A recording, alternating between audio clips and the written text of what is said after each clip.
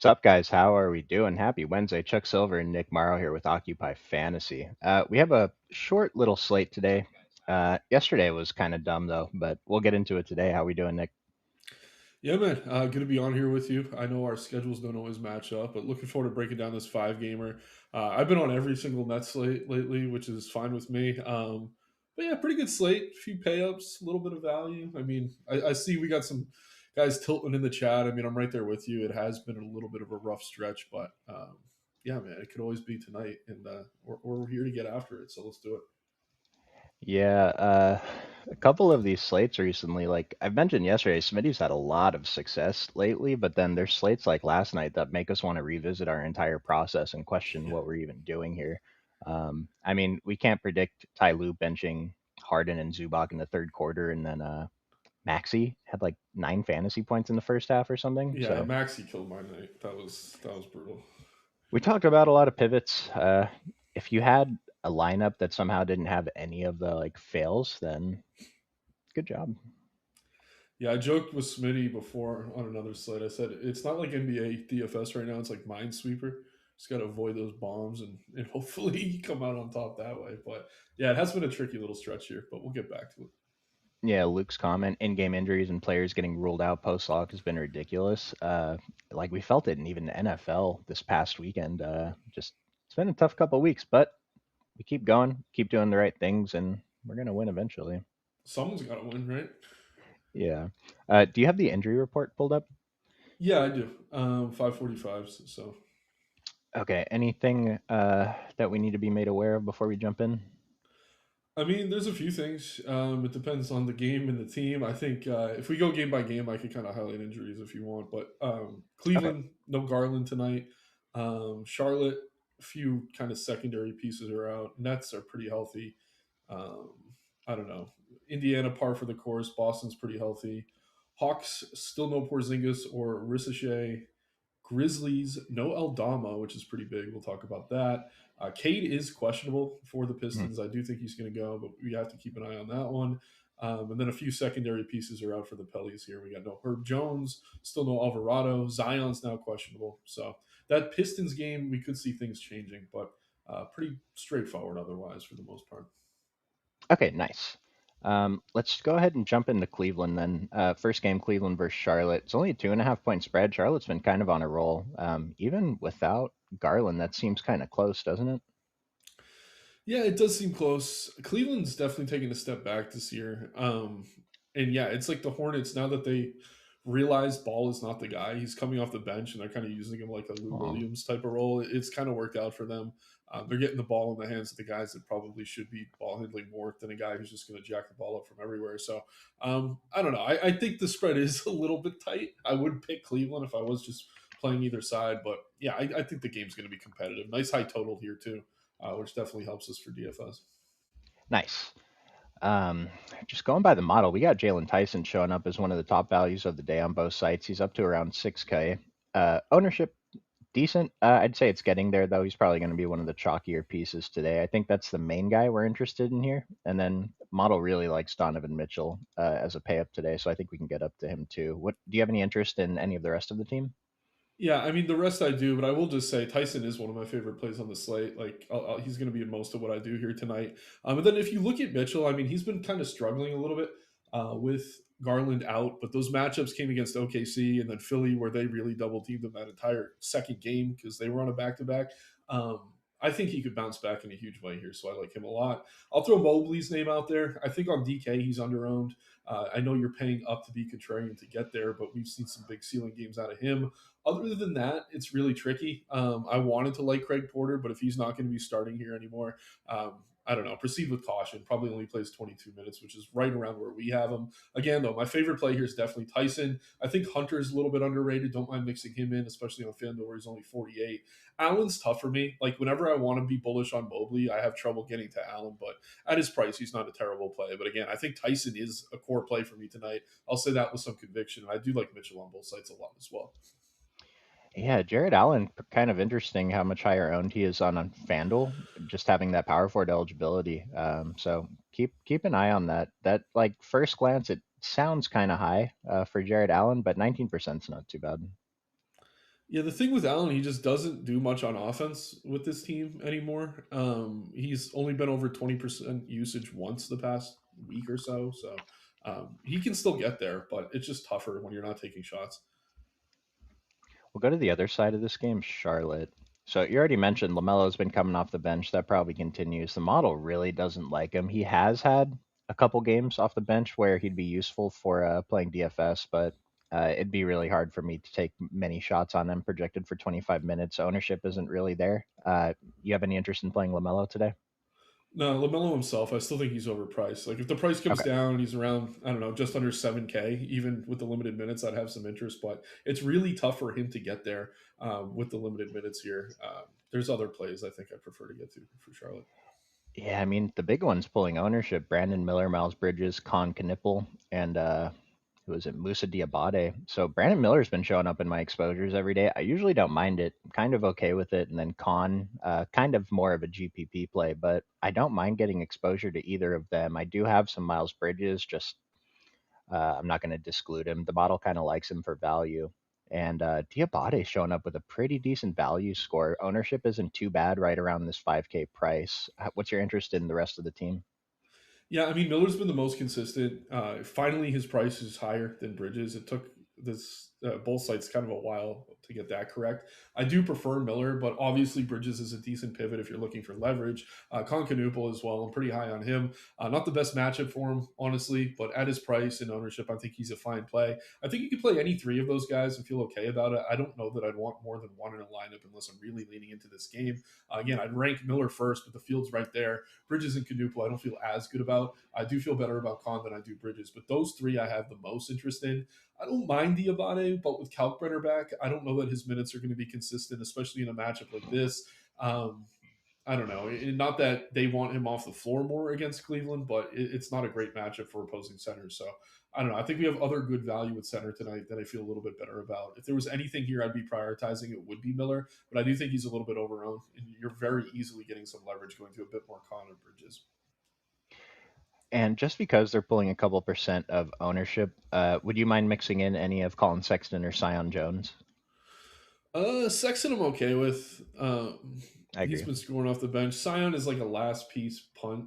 It Mhm. isn't crazy, but I can't sit here and say I'm bullish on either. I'm really not rushing to get to either of these guys. If Sexton was playing more minutes consistently, I'd be fine with it. But with Lamelo coming off the bench, he's taking away from him directly. It seems so. Yeah, not a ton of interest in either.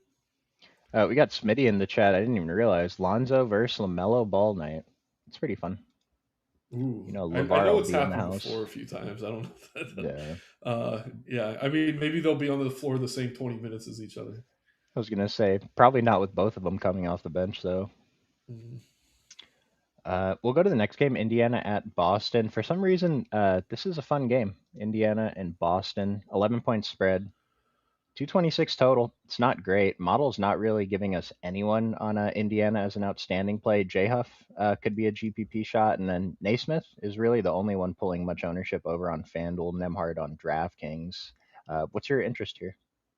Yeah, I don't mind it. And Carlisle's kind of figured out the Bucks when they were still good. He does pretty well against Boston. Like they game plan well for this team, and obviously Boston's still one of the better teams in the East. They play good defense, but I don't mind playing Pacers here, even if the spread's going to be wide. Siakam, he's been a little bit better lately. Obviously, with Matherin out, the usage for him and Nemhard has increased significantly. Those are the two plays I feel best about in tournaments.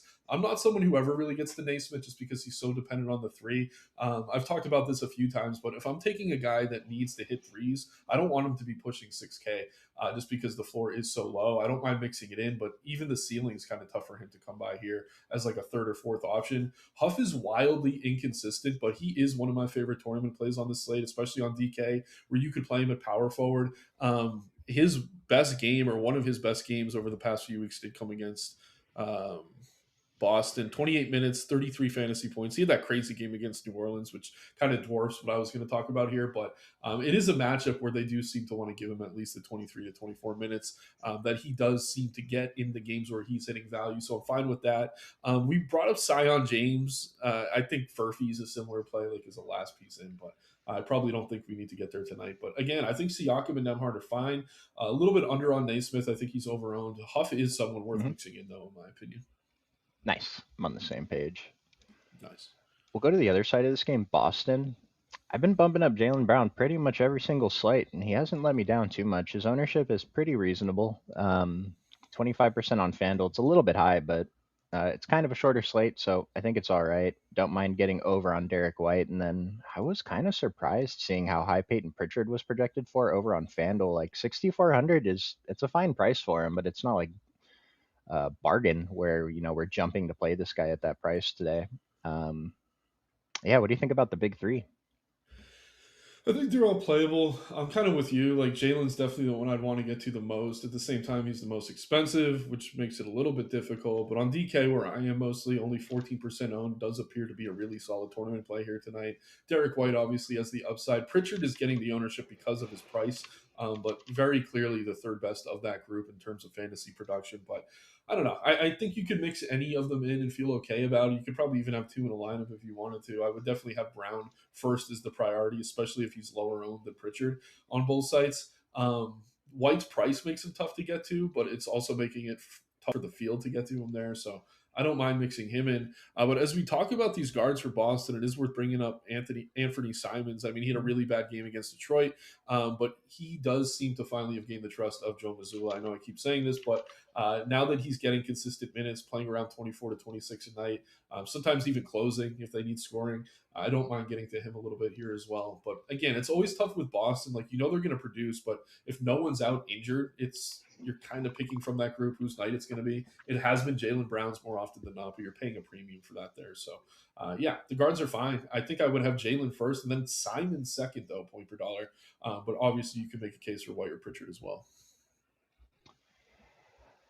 I like getting to all those guys, but I also want to make sure I have at least a few percent of Sam Hauser and Nemius Queta. Sam Hauser's kind of been on fire. The 3-point shooting will come and go. We talk about these kind of players when they're high owned. I think we can kind of shy away. And when they're low owned, when no one wants to play them or is thinking about them, we can take some shots. But 4,200 is a pretty good price for Sam Hauser. The minutes have been there. Are you comfortable with that?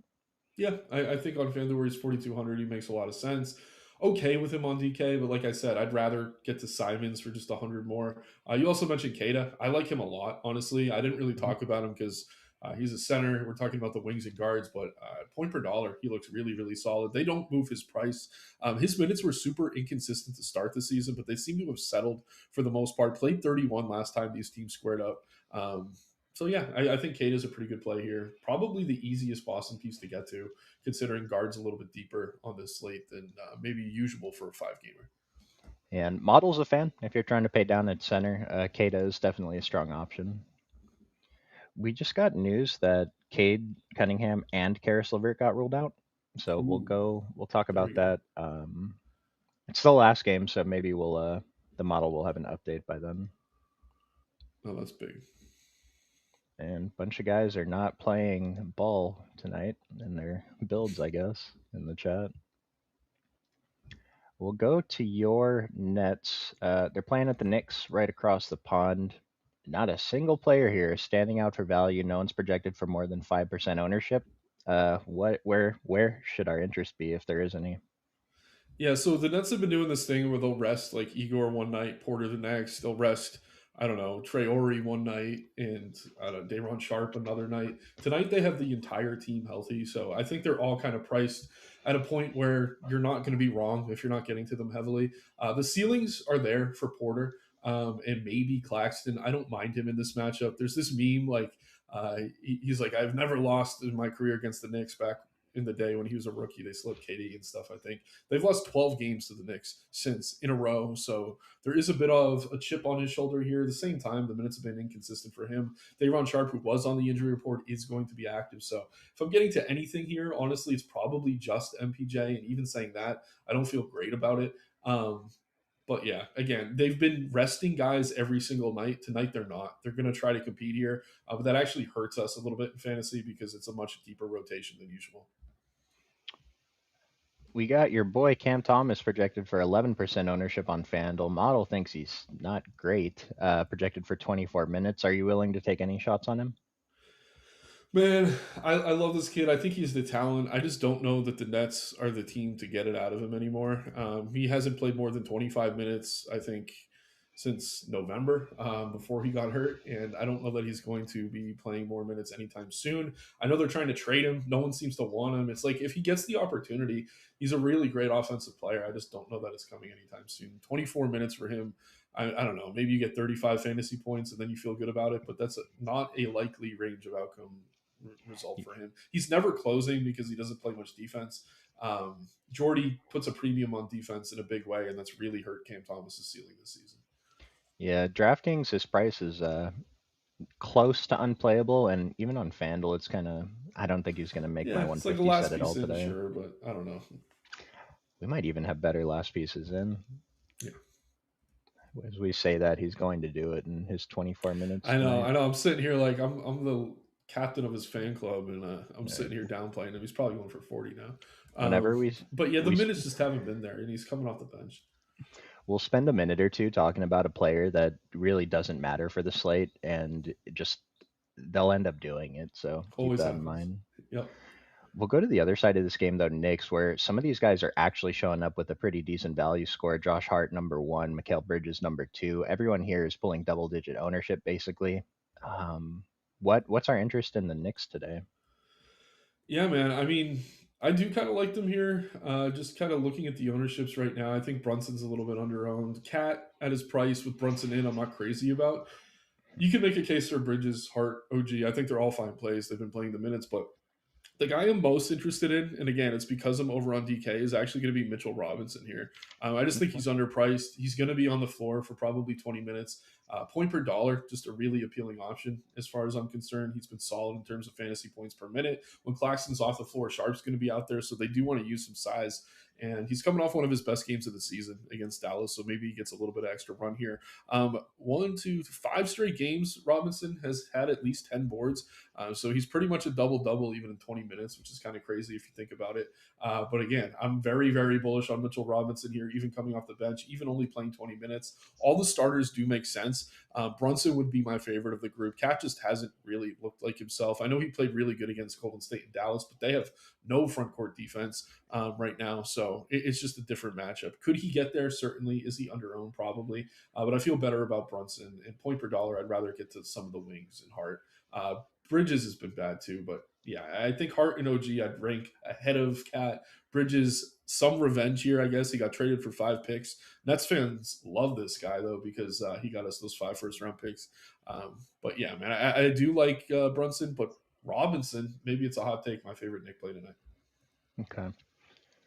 I wasn't that high on Robinson. I might play around with it and see. I'm only on FanDuel tonight, so I And might play FanDuel is around with tough it. because you got one center, Yeah. right? I do like Brunson though. He is definitely my highest owned guy from this team, and then just a few sprinkles in order of Mikal Bridges, OG, Josh Hart, and Cat. So it's mostly just Brunson for me though. But obviously, any of these guys, I mean, their prices are all fine. Yep. We'll go to the next game, and I see a bunch of chatter in the chat with Cade and Karras ruled out. Smitty said the edge is gone. The edge is still there, dude. Just avoid the guy that gets hurt, and we're gonna win.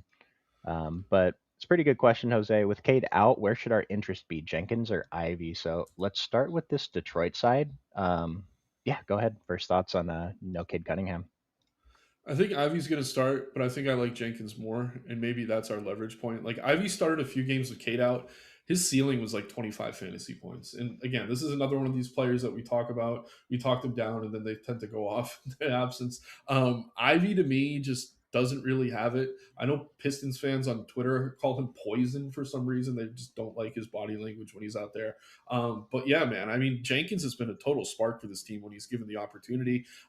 35 fantasy points against Cleveland in 25 minutes, 33 in 28 minutes against Chicago in games like Cade was out. So the ceiling is there for Jenkins, and I hope he comes off the bench because that's going to keep his ownership in check, in my opinion. I'm guessing Ivy starts. I want to play Jenkins. That's kind of the stand I'll be taking here.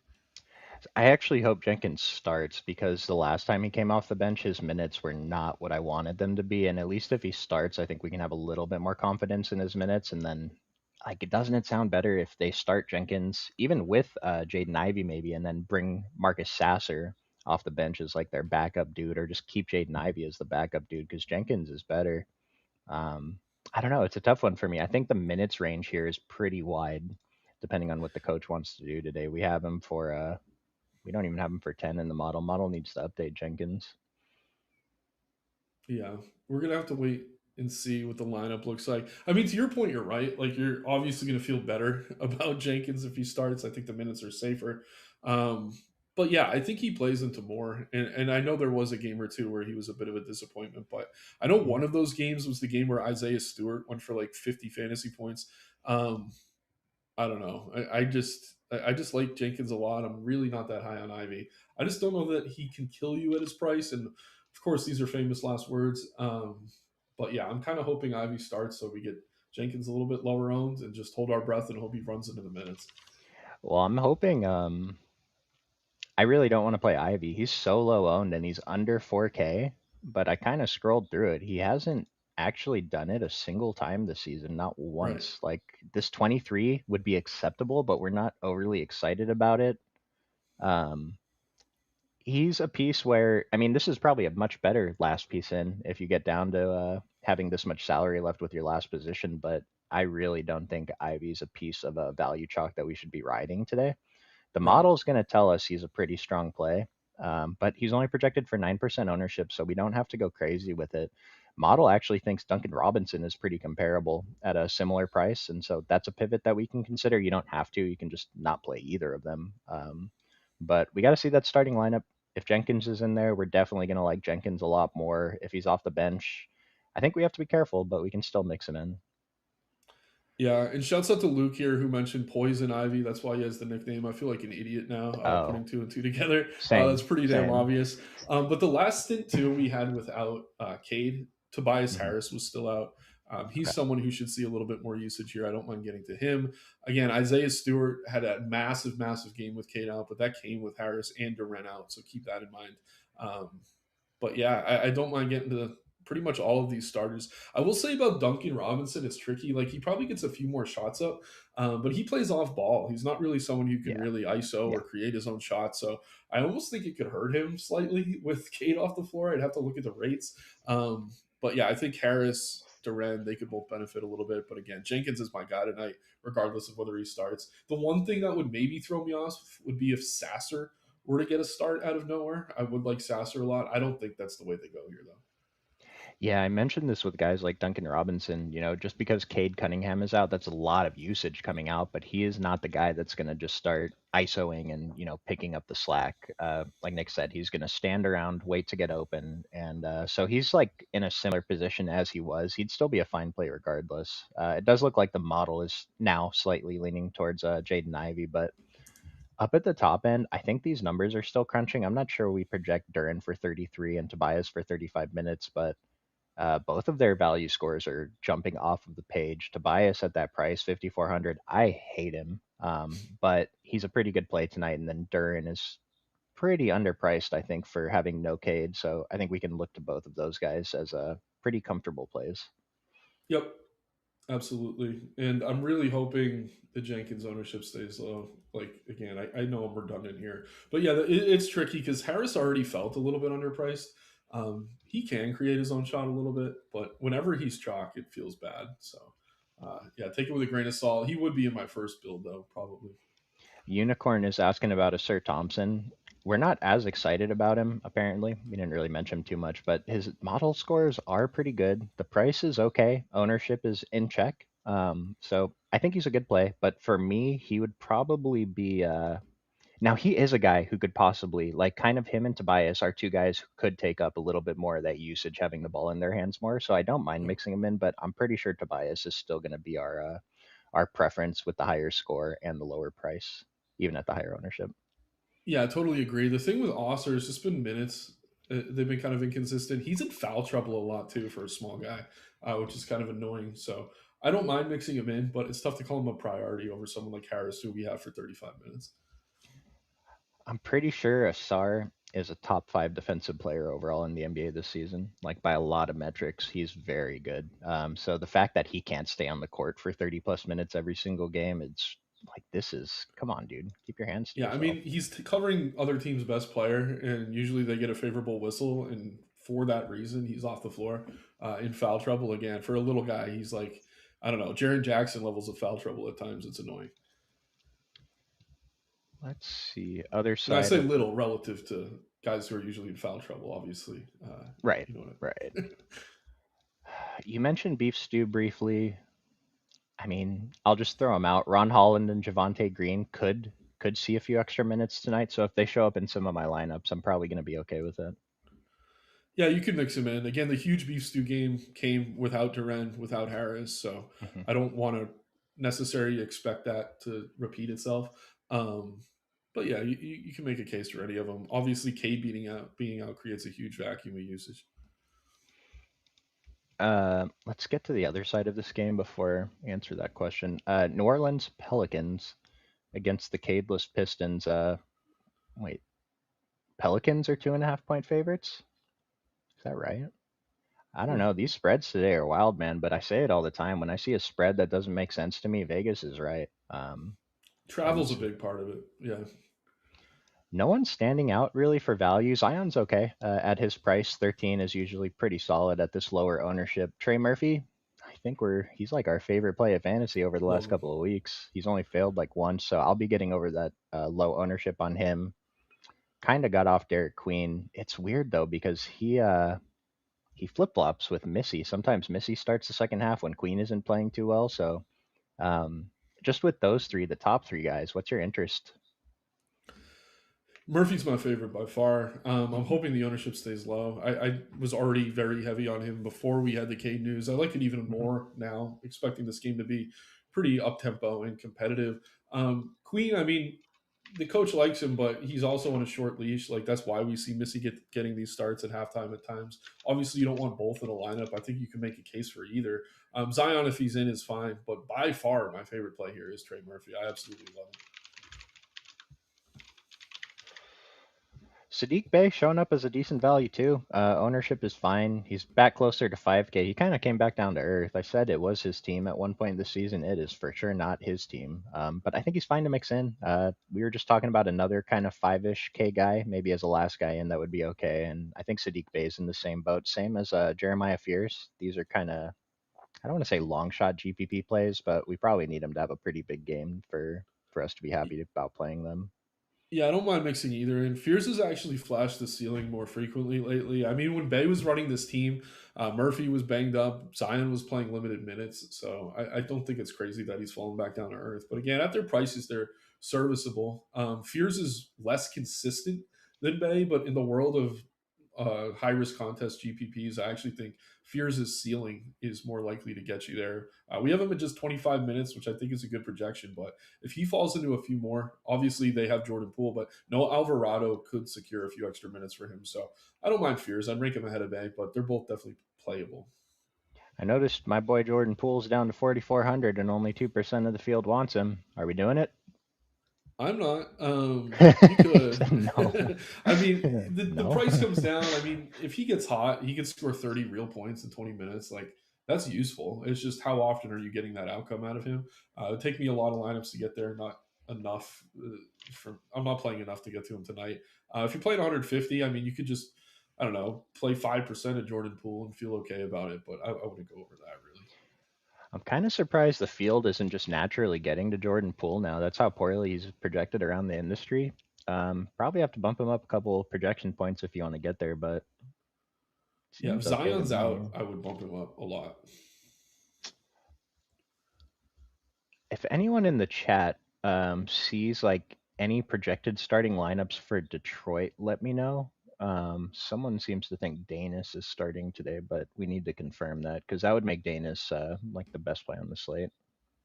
Yeah, I like him no matter what. If he starts, he's the play. I mean, the projected lineup I see and what it's been lately would be Ivy, Robinson, Thompson, Harris, Duran, but they could easily go to Oh, uh, Dennis over Ivy. I always misread this line move. The Pelicans are 6.5 point dogs. The Pistons are still favorites here. Sorry about that, Yeah, that seemed a little off, but still, it's close. dude. If you roster him, you're a Jordan fool. There's power. We have another game. I was kind of, yep, Grizzlies Hawks. So Hawks. Oh, real quick, someone asked the spread of the Knicks Nets. I think it was 13 or 13 and a half points. Yeah, Knicks it are was like 12 and a favorites. half or 13 last I checked. And then someone asked for the usage on Atlanta, and I'm glad you brought this up because someone else posted this the other night. Over the last 4 games since CJ McCollum's been there, CJ McCollum leads the team in usage with 31.5%.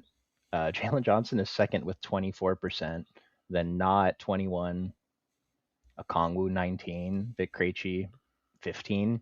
The point is, CJ just completely took over usage on this team. Did you see that attempted game winner he took the other day? Yeah, It's it's got to be one of the worst shots I've ever seen in my yeah, it was life. bad. Completely forced it. Like, imagine just the cojones you got to have to be new here. You have an all-star teammate in Jalen Johnson who's emerging, and you just don't pass him the basketball. I No. don't know. It's And it bizarre. is funny. I will say Johnson's usage did get back to 30% that game. Okay. Okay. So it was even lower in the first 3 games with CJ Yeah, then. yeah, it was by a Okay. lot. I feel like someone saw that on Twitter and they were like, "We got to get Jalen some more shots up." Well, they moved CJ into the starting lineup, so we're expecting CJ to start now. Um, these ownerships are actually a little higher than I was expecting, but I don't mind it. I have pretty decent exposure to the 5 starters here, and then I'm kind of always going to mix in Corey Kispert, I think, at least for the next couple of weeks until he burns me on 6 slates in a row. But I think he's a really good GPP play. He's like those 3-point shooters I keep going on about who can just randomly get hot. Um, what's your interest here overall in the starters anyway? Yeah, I mean, if CJ is starting, I think he's fine. I have interest in a lot of these guys. It makes it difficult, right? I think Jalen Johnson, if you could afford him, he's a very good play here. With Cade no longer on the slate, his ownership's going to go up. He's even easier to get to with some of that value we're getting out of Detroit. And like I said, we did see the usage rate go back up that game against Milwaukee. It had been very low with CJ coming in. And we do see this after teams make trades from time to time. We saw it with Cat when he first came in to the Knicks, I think, or whoever was there first between him and Brunson. Their usage went way down. It's like you want the guy to come in and get acclimated, so you just keep feeding him the ball. I don't know that this McCollum usage is something that's going to hold. It could a few more games though. So at his price, I do like mixing him in. But I feel just as good about Alexander Walker. I think Mhm. those are two really solid plays. I think Jalen Johnson, if the ownership doesn't come up, is going to be under owned. You could always make a case for Dyson Daniels, not always aggressive on offense, especially compared to an Alexander Walker and McCollum. But he's right in that group there as well. So you really have to keep an eye on the ownership for those guards. I think they're all playable though. Okongwu's fine. He had a really bad game last time out against Milwaukee. This is a much better matchup for him. I don't mind going back to the well there. But you got to be careful with how many of these guys I think you have in a lineup. Like probably wouldn't want more than two. You can kind of mix and match. My favorite's Johnson. Not that that's a hot take, but I would rank not over McCollum. Just thinking maybe the usage settles a little bit. Maybe it starts to go back to Johnson. Um, and then yeah, you mentioned Kispert. Like I'm more comfortable taking a shot on a guy like Kispert than Naismith, who we talked about earlier, Yep. because Kispert's so Yep. cheap. So he can get there pretty easily. Is it risky? Certainly, but it's not as risky as paying almost 6K for the same type of archetype of player. So um, yeah, I like this team a lot here. It's a great game environment. Starting lineup's going to be interesting, but again, I'd rank Johnson first, then Don, then CJ, then Daniels. Don't mind mixing in the rest. Johnson, then CJ. I think my order would be about the same. I didn't realize how much Onyeka Okongwu was showing up in my exposures though. I guess I kind of get this ownership now. Yeah, yeah. Giannis and Turner kind of clamped him. He had Boston before that, but he was on like this really hot run for a while, and like it does seem to be matchup dependent. I feel like this is the type of spot where he could do well. Okay. I saw this question earlier from Luke. Duncan Robinson or Sam Hauser. They're pretty similar. Model has a slight preference for Sam Hauser if you need that coin flip. Yeah, I lean Hauser. I think the minutes are safer. Um, Had another question before we wrap up with Memphis. Yeah, Georgia out here, man.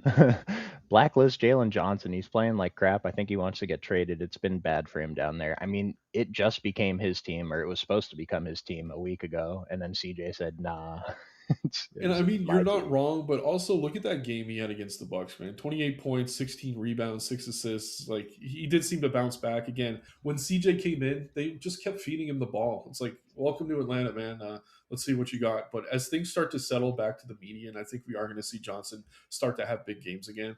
Um, But again, it's been kind of a tough run. They've been on the road. They were on the West Coast. I think we're going to see a good Jalen Johnson. Does it come tonight? I'm not entirely sure, but I think the good Jalen Johnson is more the real Jalen Johnson than what he's been over the past couple weeks. Okay. CJ just a ball hog. Shout out Jayhawk. What's up, Tori? Toreen? Sorry, I don't know how to pronounce that name. Oh, pause. We have a couple of those every day now, I think. A couple pause moments. Always. We'll go to Memphis, wrap this slate up. John Morant, man. Now he said he doesn't want to trade. Well, congrats. You completely destroyed your team's chemistry. And now you don't want to leave. But the model doesn't hate him today. He's actually pulling a ton of ownership. I'm not quite at this 38% that the field is, but how comfortable are you with that? I'm never a jaw guy, but I'm very comfortable right now, Oh, man. okay. I mean, Okay. he's been over 30% usage 5 games in a row. I mean, we're seeing him play 30 minutes pretty consistently, Mhm. making his shots. He's aggressive out there. He seems engaged. Like, I don't know what's changed for them over the past few weeks, but it does seem like he's suddenly locked in. And he's too cheap, honestly. Like, even if he was in the Oh, 8K to 8.5 range, like, I'd still be wanting to play him here. We're getting him sub 8K on both sites. I understand that he's popular. And we've seen bad games out of him, but man, it seems like he's turned a corner. And again, the usage to me is the biggest thing for him. It's back in a big way, so I'm very comfortable getting to a lot of jaw here, especially if you're playing Atlanta. It's the ideal run back, in my opinion. we haven't projected for 29.6 minutes. I'm just wondering if that's like a minute too high, but it shouldn't make too much of a difference. Like Nick mentioned, the price is pretty solid today. Model says these value scores for his price anyway are fine. We got a couple of his teammates showing up as stronger value though. Cedric Howard and Jock Landale now. Cedric Howard, he's kind of like Edgecombe, right? Sometimes we play him, sometimes we don't, but he always seems to go off when we don't play him. I'm pretty into playing Coward. He's definitely showed us that ceiling. And then Landale, I got to see how my center exposures shake out. But what's your opinion on those two? Yeah, so Coward's different than Edgecombe to me because he doesn't play consistent minutes. Like Edgecombe Hmm. is one of the top guys in the league in minutes, and Yeah. Coward, the one knock I have on him is just that he's not getting minutes Okay. enough. Like 23 last game, 27, 26, 25. He had that game where he played 36 against Philly and went absolutely off, but I think that was one of his only games over 30 minutes this entire season. So for me to That's want to right. get to him Yeah. when he's chalk, it's kind of difficult. I really like the player. I think he's talented. It's just he seems to have training wheels on, so it's kind of tough for me to feel good about that. I do like Jock Landale here, though. Aldama's out. That's the main reason, right? He's going to see more Hmm. minutes. He should start at center. And if Jackson gets in foul trouble, he's going to see even more minutes. But yeah, Landale, very productive player. I think in a pretty high paced matchup like this, he could actually do pretty well here. He's pretty good in transition, run some pick and roll. With Morant back, I actually think that boosts his upside a little bit as well. Again, running that pick and roll. I like Landale here again, mostly because Aldama's out. Cedric Howard, I'm fine with. I think he's overowned though if he's only going to play 26 minutes.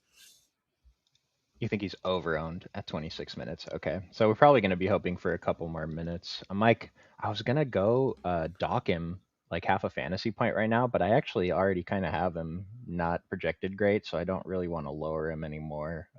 Probably just roll with it. I'll end up around the field on him, I think. Yeah, makes What about the sense. rest of the team? Any of these guys down here?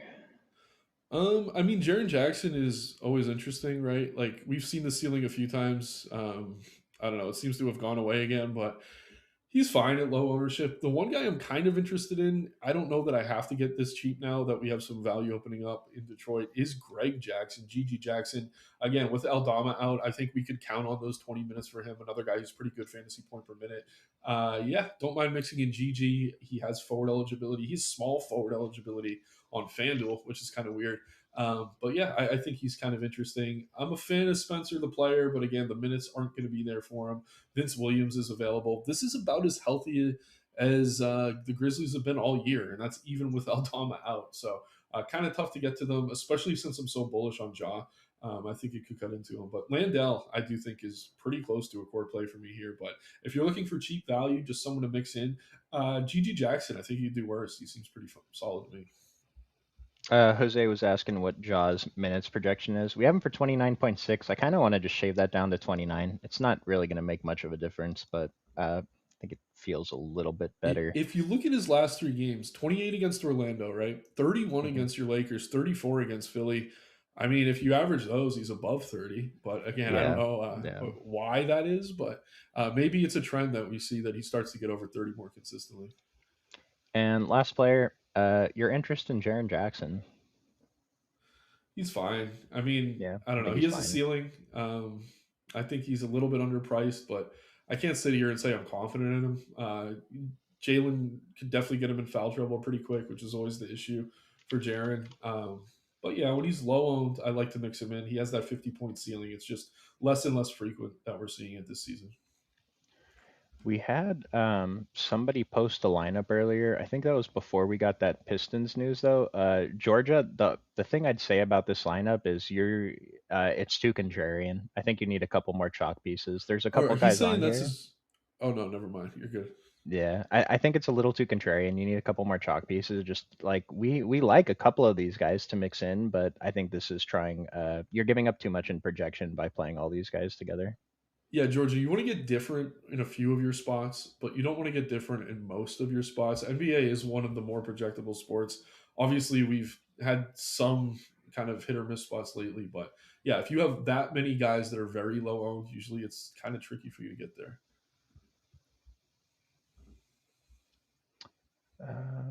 Just trying to make sure we got everything. You were leaning Robinson, extra usage with Kate out. I just pulled it up, and Duncan Robinson's usage with no Kate is 18%. It's not significant enough for us to say Yeah, I was we're just playing gonna say Duncan again, because of Cade. he's a catch and shoot 3 point shooter. So you take your best passer off the floor. That's not always a good thing for a guy who kind of hangs out on the wing.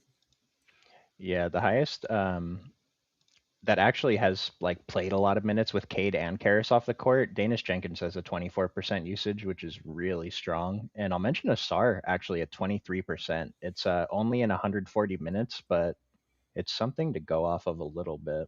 Jalen Durns is 28, so Yeah, just Sar can I keep think his the other hands to guys get more of a himself. He'll be a boost. good play. Yeah, I actually had more Asar in my exposures than I thought too when we were talking through Detroit.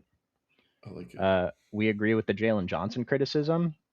I don't see what I don't. criticism. He's a stud. They need to, this is on the coach. Yeah, and like I said again, I hate to keep repeating myself, but when they trade for a guy, especially a vet like CJ, you want to get him comfortable there. They're going to give him more looks than they will for the rest of the season. Like it's going to be a couple weeks of him seeing increased usage, and this is a trend. Like we see this all the time. Like a guy gets traded to a new team, he's going to see really heavy usage when he gets there for a little while just to get acclimated. But yeah, I think it comes back down to earth a little bit.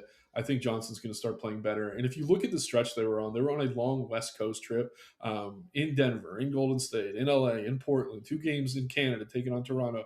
It's been a tough stretch in terms of matchup. I think we're going to see a good Jalen Johnson. What do we think about Ball as a pivot off Jaw? I don't think either of us are playing any LaMelo Ball today. No, I do like Ja a ton. I'm trying to see who my preferred pivot would be. Let's go Um, point guard. I mean, Derek White, I kind of prefer there. Um, Derek White would be a pivot, yeah. Brunson, if you can find the extra yeah, I mean, salary if you have the too. salary for Brunson, he's a really good one for sure. No, LaMelo, it's like out of all Or if you these don't guys already have Trey here, Murphy, he's amazing. I love Trey Murphy. Yeah. yeah, I mean, we could get to anyone but LaMelo. It's just tough because his minutes are not going to be that high. He really has to Yeah. go off in those few minutes. Once It's he's 6K, possible. we could talk about him again. Can we trust the sugar bear Jared Allen? We can't trust him, but we can take some shots on him. Yeah, power forward eligibility on FanDuel's great. Yeah, he like needs a few putbacks. Like he needs to kind of trip into a few shots. Like he's not a part of the offensive game plan, which makes it tough for him to get there consistently. But he's cheap enough; he could maybe fall into it, but it's tricky. Just gonna start throwing some guys in here. We like Danis in the dummy. I do, yeah, absolutely. Do we? If he's off the bench, we still like playing him a ton. I personally would be. I think I I do trust him too. more than Okay. Ivy. Even like Ivy gets you 24 points, whatever. I think Danis has like a 40 point ceiling. He has a floor, but I'd rather take that shot. And then, are you cool with Tobias and Jock Landale in there, or do you want a different Yep, center? yep, those are good Okay. plays. Who's your next guys? I kind of want Jaw. Oh yeah, good. We talked about him enough, right? What's Jaw. that leave us with? We have 7,100 per player for 4 positions, so we can pretty much play whoever we want. Do we want to get to one of Jalen or one of the Jalen's, Johnson or Brown? I mean, I've been talking Jalen Johnson up so much. I think let's go with him here. You I do like the spot for him. I think we see a you, good you version of him. mentioned Trey Murphy. Do you like him enough to throw him in the dummy? Yes, Okay. absolutely. I think he might have to go in the utility spot though. Is Jalen I think Johnson he's small small forward? forward. Small forward. What player did I just say? Trey Murphy? No, doesn't Trey know. Murphy. Where is Trey Murphy? Is he a guard? They change his position every day. I don't know Trey why. Murphy's a shooting guard. If you guys didn't Just know, shooting I guard. That's didn't. I didn't obnoxious. know that. And then maybe one value guy, and maybe we can find one other pay up or mid pay up. We already have Harris. Do we have Jalen Tyson yet? Oh no, good point. That's perfect at the shooting guard or small forward spot. I mean, that leaves Yeah. us 4,300 for a util, which leaves us with Sweet. Duncan Robinson. Perfect. Yeah, I like that. Yeah, that's going to be the preferred option. Like Duncan Robinson stands out far more than any of these other players on this list. Yep. Some pivot options in the lineup. Obviously, you can pivot off Trey Murphy. You can find maybe another Tobias Harris, Jock Landale. We both kind of like Ja, and then you can pivot off Jalen too. But I think we're going to go right back to Jalen Johnson today. It just Danis at 3,400 kind of opens up a lot. Oh yeah. And I did see someone ask about the late games. We do not have time to go over it. We're about to get out of here, but I'll flash this on screen for you guys. Do you a little bit of a favor today. If you want to see the model updates, and you will want to see stuff when guys are rolled out, make sure you sign up for the site, occupyfantasy.com. We have a plan starting at as little as $7 a week. It's $1 a day. You get access to the daily plugs and the Occupy model for all the sports that we offer them for. PGA is starting up again. We're pretty good at PGA over here, so make sure you guys look into that. For the late games, obviously SGA is at the top. I'll sort it by value. You guys can pause this and kind of digest it a little bit later. Any final words before we get out of here, Nick? No, small slate. Look for ways to get different. I know a lot of the people on stream right now don't like the Jalen Johnson play. That's the easiest spot to pivot, though. You could afford Yeah. anything you want if you're coming off him. So if you're looking at the dummy build, feel free. Again, it's a stand I'll take, but you don't have to tell us on that. But again, I love Jenkins even if he doesn't start. So just keep that in mind. Fun slate though, just 5 games. Again, get different, two different. Let's see some screenshots tonight. I'm feeling pretty good about this one. RotoWire has Danis for 19 minutes. I mean, we probably have him for less. Uh, I wouldn't necessarily go by that. Maybe it's still updating too. Um, we probably want more than 19 minutes from Danis. We have him for 21, so it's going to be similar wherever you look, but it could be enough. Yeah, last 4 games without Cade 21, 28, 22, 25. I think he plays 21 at least. We'll see you guys.